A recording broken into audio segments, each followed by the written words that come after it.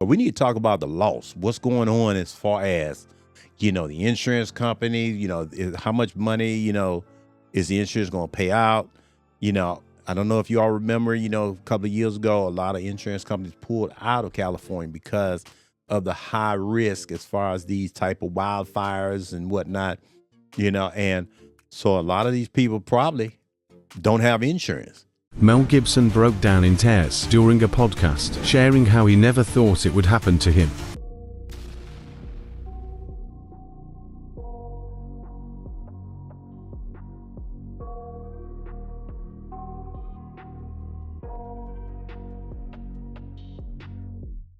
I got nightmares in my head, I fear that the thoughts build up until I can't. Mel Gibson broke down in tears during a podcast, sharing how he never thought it would happen to him. For years, he'd watched fires ravage others' homes, but never imagined his $14.5 million Malibu mansion would be next. He said, "It's just stuck. At the end of the day, the only thing that matters is what's still here with me." Losing everything in an instant, yet still finding peace. It's a powerful reminder that life's about more than just material things. State Farm canceled hundreds of homeowners' insurance policies for residents in many of the same areas in the path of the Southern California wildfires. The insurance company's reasoning for canceling policies for people living in Pacific Palisades in Los Angeles County was due to concerns about the increased frequency and magnitude of wildfires in the state. The decision was announced in March, claiming it would cancel 72,000 property policies in California, 30,000 of which were home insurance policies. Around 1,600 homes in Pacific Palisades were victims of State Farm's policy cancellations. The company deemed the decision a necessary business strategy to prevent, quote, financial failure. It was allegedly due to California state laws that prevented companies from raising premiums to match the elevated risk. Other insurance companies followed State Farm's decision, which resulted in a significant homeowner insurance crisis in the state. State Farm's president and chief executive, Denise Hardin, rationalized her corporation's decision in a letter to California Insurance Commissioner Ricardo Lara. Quote, windstorm catastrophes in early 2023 and increasing trends in non-catastrophe water losses and liability claims without the additional premiums needed to support those cost increases have generated large underwriting losses. She concluded by expressing a need for reform while maintaining that she still wanted a company that was considered empathetic and would be available to aid and assist policyholders in need. So I want to dab into that part a little bit, because that would definitely affect somebody that's living out there. What are they about? What type of financial burden is getting ready to hit these people? I mean, their houses are gone. A lot of them jobs have gone. Because it wasn't just homes that were burnt, it was businesses also. I mean, they're going to have tax liabilities. I mean, it's kind of hard to pay your bills, and you don't have any type of income. So let's just go a little bit further and we'll go from there.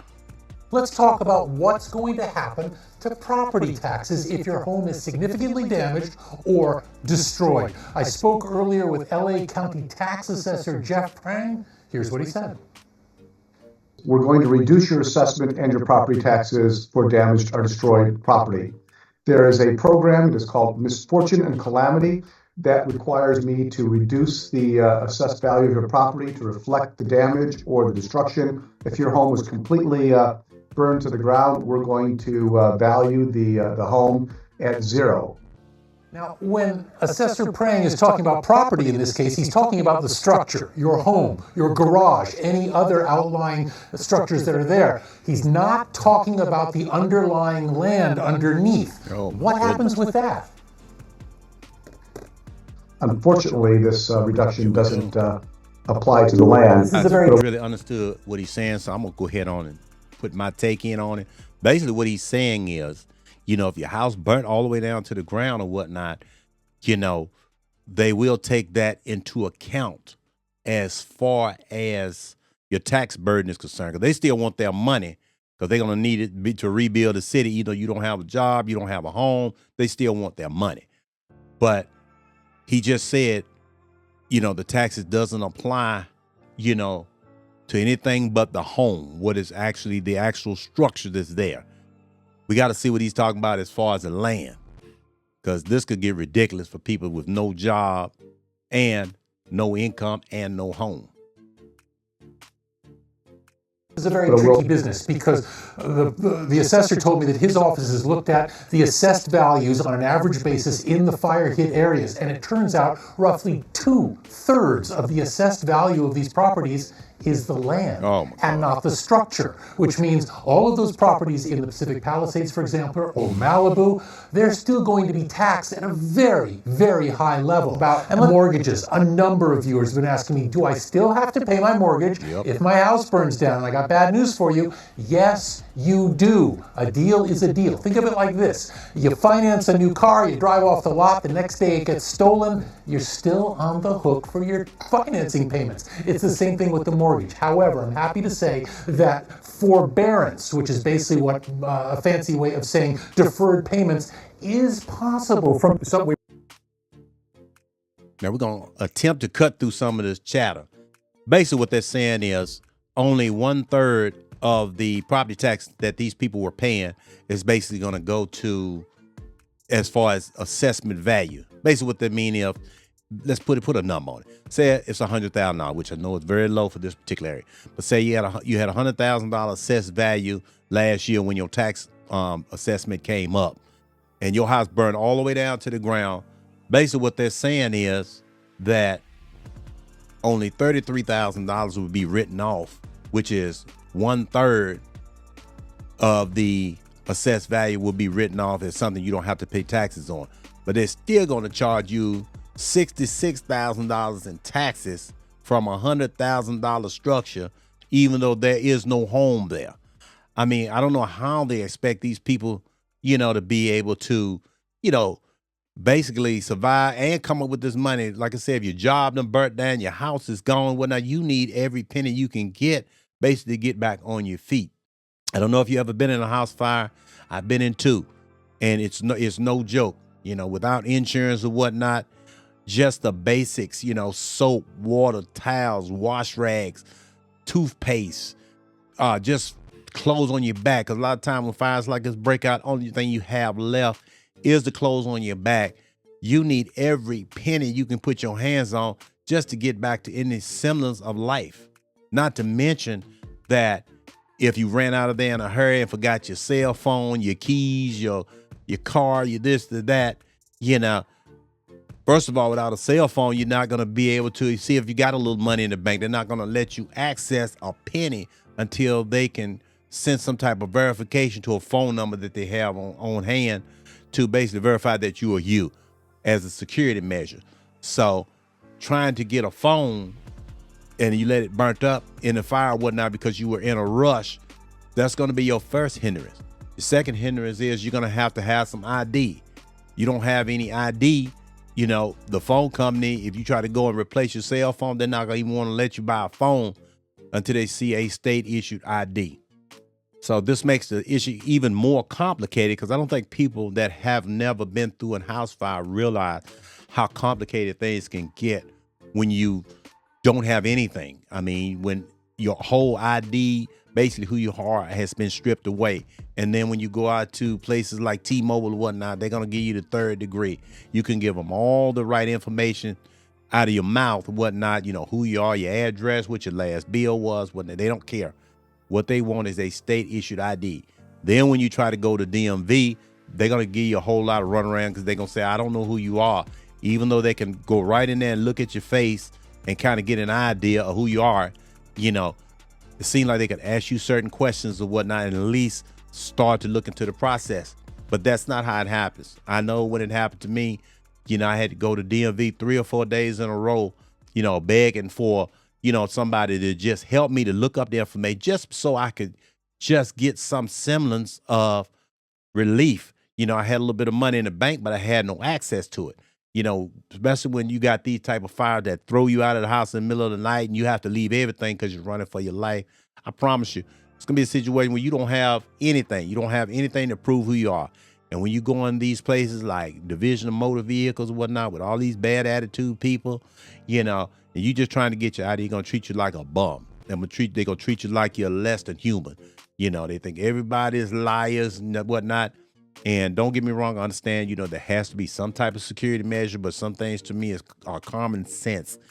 Certain questions can be answered, and I can go and look. I'm looking at your face right here, and I can tell you, I think they should at least give you where you can get some type of ID, so you can have that and be able to take it to the phone company so that you can get your cell phone. Then after you get the cell phone, you can go to the bank, because you're going to need that ID and you're going to need that cell phone for verification, so you can at least access some type of funds, to put, some kind of clothes on your body, as far as just getting something to eat, being able to, get some type of, rental vehicle. You can't do any of that stuff with no ID, because the bank is not going to let any of your money go. And the phone company is going to do everything they can not to try to accommodate you so you can even get a cell phone. And for myself, after like going back and forth to DMV 4 days in a row and basically living on a friend's couch, I was not able to get anywhere with DMV. But just so happened I'd been in a car accident maybe 6 months to a year earlier, and the chiropractor that I was sent to had a copy of my old driver's license. So it took me a minute to realize that somebody had a piece of who I am.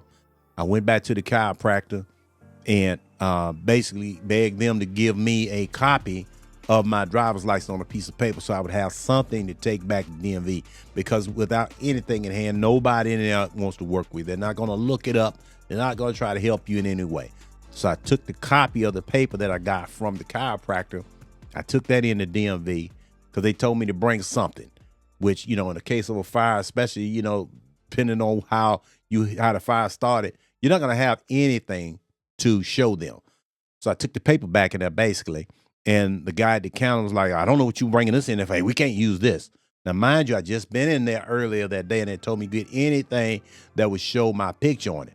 But when I brought it back, he just throwed it back at me like I was a dog. Now, mind you, I'm sitting there, with a couple of clothes on that a couple of neighbors had got for me and whatnot that really didn't fit.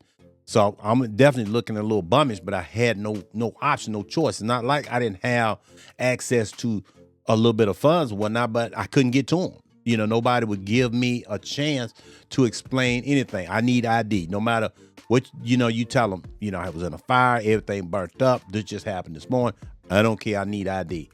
And then, like I said, I was in DMV and feeling like I had no options. You think about it, third or fourth day, you're naked, nowhere to live. I had bought a friend's vehicle or whatnot, and we was, sleeping in that for a little bit. It was cold weather. Finally last, after the guy treated me so bad at the counter, a lady behind him, stepped up and said basically, hey, can I help you with anything? And I tried to, finally had somebody to finally listen to me so that I could explain to him what type of situation I was in. And she took the piece of paper that I previously gotten from the chiropractor, and she was able to verify everything and get me my driver's license back. But initially, I was treated like a dog. Nobody cared about any explanation. You don't have ID. They don't care anything about anything else. They just want what they want. But I want to let this be a lesson to you guys out there. You don't realize how tied to, first of all, your cell phone, because nobody wants to give you anything if you don't have a cell phone.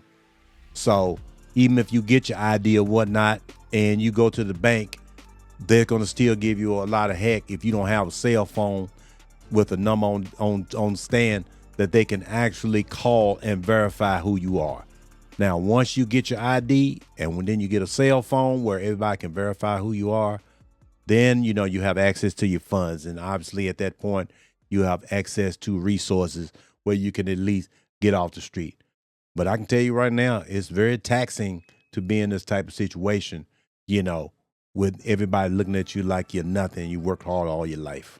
Finally, I was in DMV and feeling like I had no options. You think about it, third or fourth day, you're naked, nowhere to live.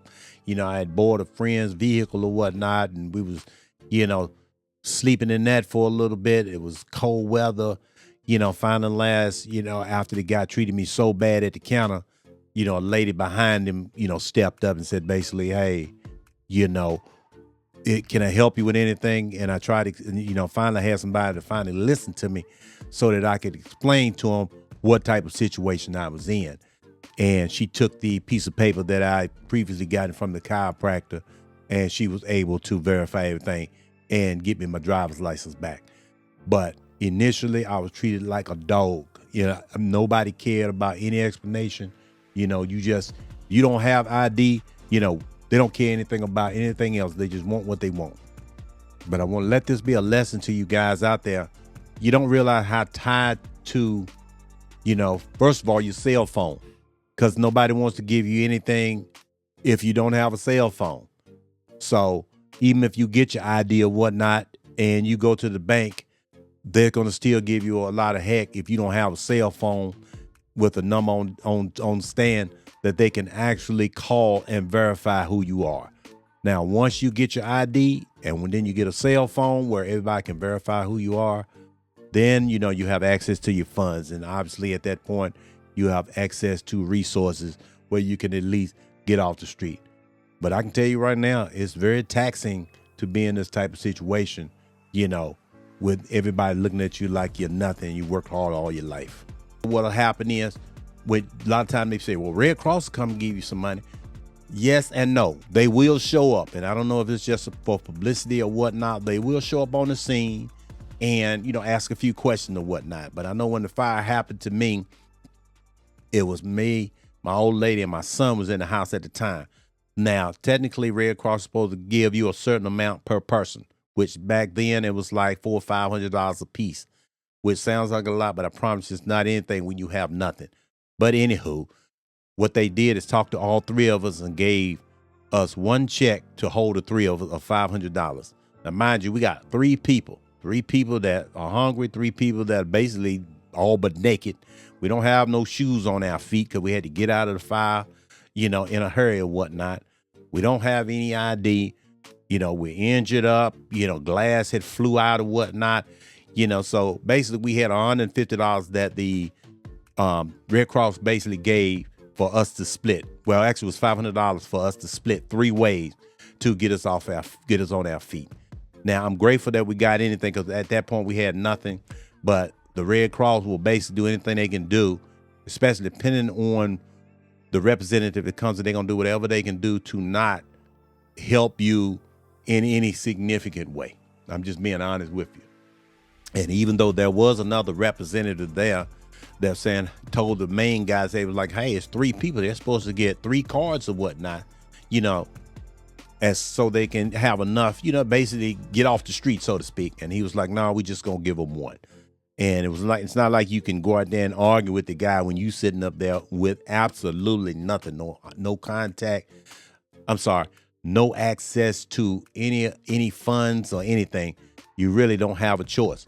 So basically what we had to do is take that, money. We had to go straight to Walmart because we were all just about naked. The old lady, she was in her house coat or whatnot, underwear. I don't think she had a bra on, I don't even think she had shoes on. I know I didn't. My son didn't. He was just in some shorts or whatnot. We had to kind of run out of the house in a hurry. So we went to Walmart, to try to get us some clothes when I get ourselves back together. But when we got to Walmart, and we do have a dog, but we usually take the dog with us or whatnot. We didn't have nowhere to take him. So I had the dog in a basket because I couldn't walk. I had glass in my foot. So we rode into Walmart. The first thing, one of the door attendants, one of the women went in there and said, as soon as I rolled in the door, you need to get that dog out of here. Said it like 3 or 4 times real nasty. This is as soon as I get that dog out of here. Get that dog out. Oh, my God. And you can imagine, you and your family covered in, a Red Cross blanket or whatnot with absolutely nothing. You don't have but $150 a piece, to basically restart your whole life over. And then you're being attacked, just for not having, by an employee that really doesn't give a darn about whether you live or die. It was a rough situation. But I want to get back to this because he's getting ready to get into, alternatives that people may have as far as, lightening their tax burden or whatnot. Then they're going to start talking about, forbearance, which is basically where you take, even because like he just said, if your house burns down, you don't have any insurance or whatnot to take care of, you still owe your note. That, promise is a promise. They still want that payment each month, which I don't know where they think you're going to get it. You have access to nothing. But anyway, then he talks about forbearance. We're going to get into that. I'm going to let him talk about it. But basically, these people are going to have terrible credit when they come out of this if they don't have any insurance, because you may get forbearance, but you need something to get back on your feet just to get you back going again as far as bringing in income or whatnot. And when you do forbearance, this is not, some kind of, gift from above or whatnot. What they do is take a few of your payments and stick them to the back of the loan, but they still report it as you're not making payments on that loan.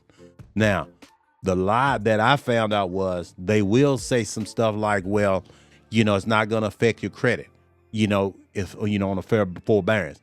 That's not true either. Even though it doesn't affect the actual score, it's still a notation on your credit report that the payments have been moved from the front to the back. So basically, anybody looking at your credit history, you're going to see that, maybe 3 months, 6 months, whatever the case was, you did not make payment. Even though your score didn't go down, it's showing that you did not make payment. These are notes that are actually added to your credit report that you did not make these payments. And most people, when they see that, they're not going to want to, entrust you with, anything that you might need as far as loans or whatnot to get back on your feet. Because now it looks like, even though the score itself, the number wasn't touched, there's a big notation on your actual credit report that you have been making your house note or whatever. Too, with this forbearance, say they freeze it and you don't have to pay your mortgage payment, you said the interest keeps accruing. It does indeed. The mortgage, in fact, the terms of the loan do not change. Yep. So forbearance means you're just going to put it off for a little while. You are not rewriting the terms of the loan. So at the end of the day, you will get bit financially. And again, a deal is a deal, and so that's the problem. Forbearance, it sounds great and all that, but all this stuff is going to do is ruin your credit rating, where even if you want to rebuild, without insurance money, whatnot, it's going to be darn near impossible, especially if you have a family. You may be able to get by a little bit more if it's just you, because, if it's one person, you can kind of cut back on resources or whatnot, maybe, live with a friend or whatnot, until you can get back on your feet. But what I will say is that doesn't really work when you have a family, especially if you're taking your family. You may have 2, 3, 4 people and you're moving in somebody else's family's home that they have 2 or 3, 4 people. Now it's getting crowded in here. And I don't know about you all, but it's been my experience, once you start overcrowding the house, tempers start to flare up. It starts to get a little irritating in there, Goes back to that old saying, 2 things that start to stink, and that's fish and company that has been there over 3 days. People start getting irritating, even though they sympathize on what you're going through. They really don't want you in their home because you're disrupting their lives, especially if you don't have any money. You don't have a vehicle to drive yourself around, so now they got to cut into their lives or whatnot to try to get you, from A to B. People don't like that. It's not human nature, to really be, pushing the boundaries to help other people. Most of us, if you start thinking about it, you strip back, morality or whatnot, we're basically selfish as a species. We want to look out for us and ours. And a lot of times we don't have a choice because we don't have any extra to give to somebody else. So we tend to get a little tight, when, resources start to get thin. That's just nature. But I want to leave the forbearance thing here. Don't look at that as a be all end. If something like this happened to you or whatnot, forbearance is, it sounds good on paper, but it's just basically a note to debtors that you were not able to pay your bill without messing with the number. But it's a great big notation sitting on there that anybody that run your credit card score can see that you have not been meeting your obligations, which is going to hinder you from getting any future loans or whatnot. This may be on your thing 5 to 7 years, depending on what the situation is. Imagine you and your family, your house done burnt down, no insurance or whatnot. Now you hemmed up 5, 7 years. You're working, trying to get yourself back in shape, get back on your feet, but you can't buy anything. And a lot of these renters, they don't want to rent to you if you have any type of a smear on your credit, so to speak. So what are you supposed to do? Live in your car. If you're a family, you can't do that. So a lot of time these people like this, they end up in hotels or whatnot, paying week to week, month to month or whatnot, which can be very expensive. You're talking thousands of dollars a month for something that, you're not getting anything out of in the end. Yes, you're out of the rain, you're out of the weather or whatnot in the hotel. But usually these hotels are one room and they're not very big. So they're not set up for families to go in and whatnot. Uses, a maximum of 2 beds in there. You got your old lady, 2, 3 kids or whatnot. You're sleeping all over the floor. You don't have a way to store food. So you're eating out a lot. That's going to be expensive. The little teeny refrigerators in there and whatnot. You can barely get, 4, 5, 6 packs of soda in there. And the freezers in them aren't anything. So that's going to be another big expense you're going to have to deal with.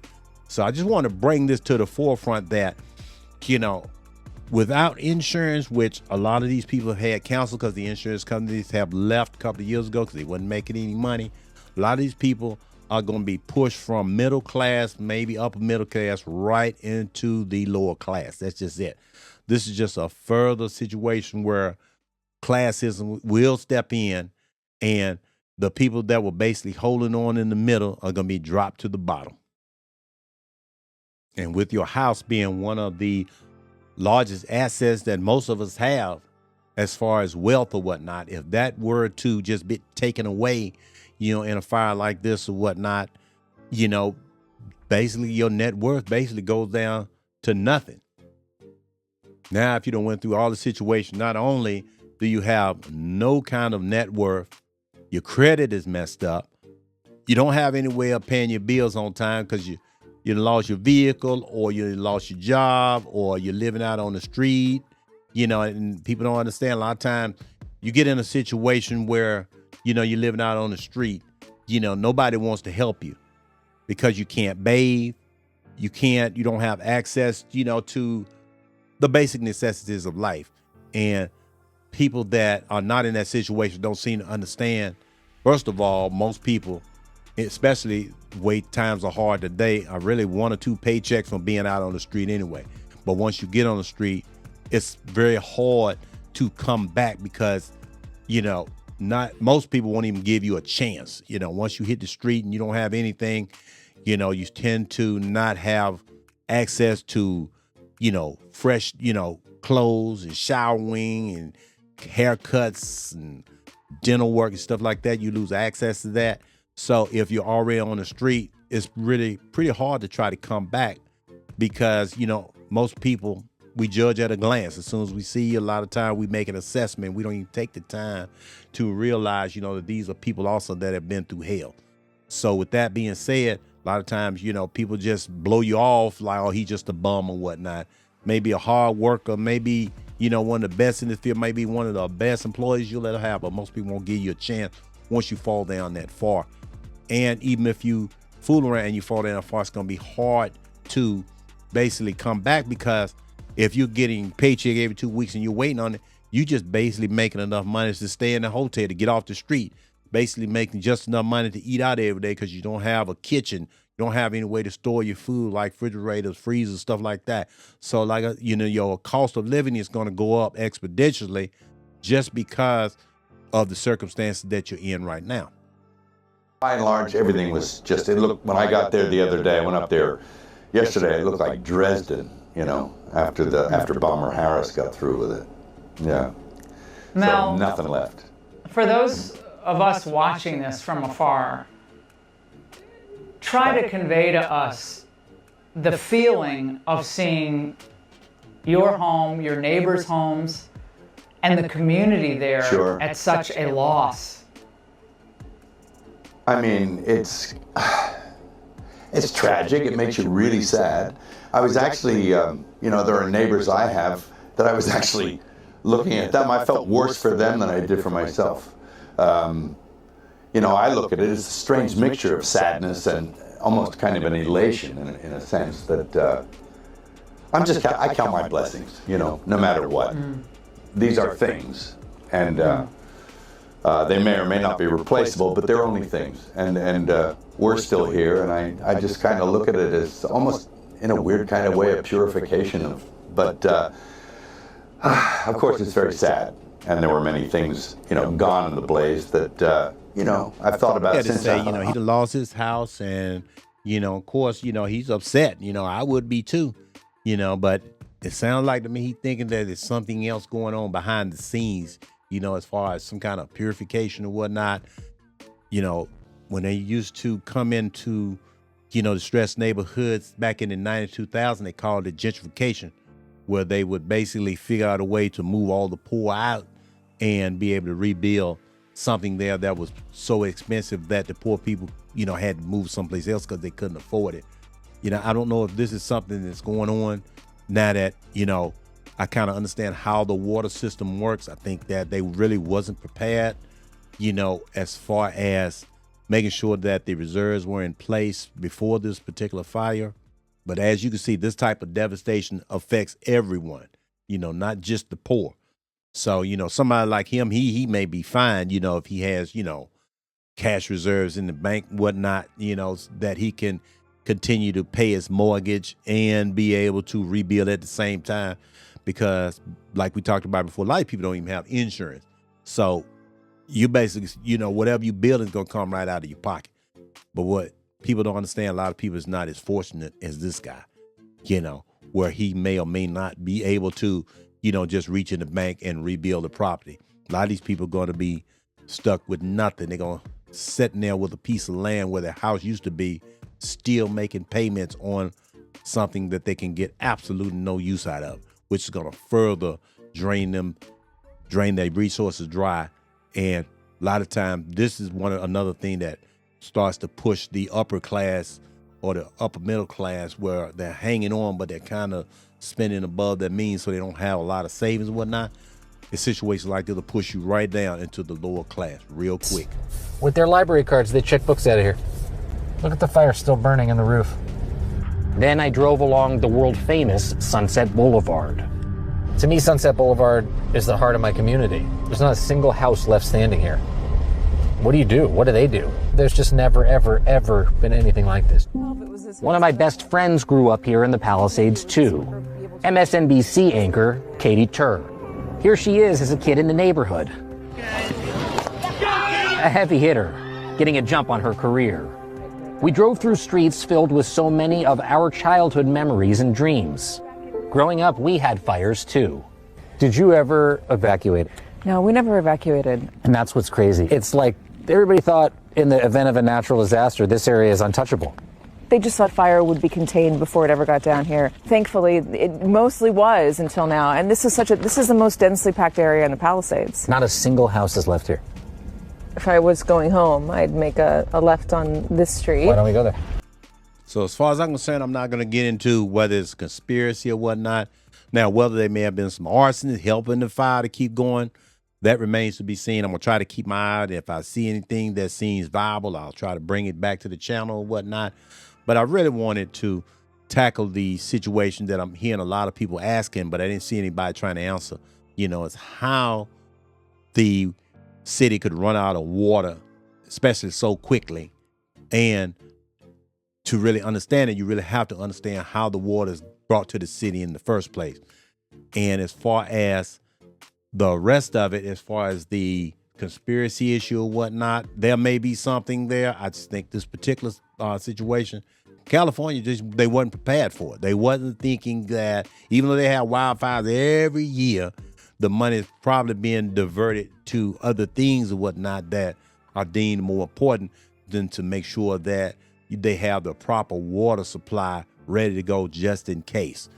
It's kind of like insurance. Doesn't do any good if you try to buy it after the disaster. You have to have it already in place before something like this happens. And I don't think they had their insurance together as far as this particular water situation. They didn't have it together in the beginning. The water was not there, just like we saw the guy was showing one of the reservoirs that hold 20, 30 million gallons of water that could have been filled up or whatnot, but it wasn't a drop in it, So hopefully this gives you a little bit of insight of what's going on over there. I did my best to try to break it down, as simply as I possibly could. And with that, we'll see you at the next one.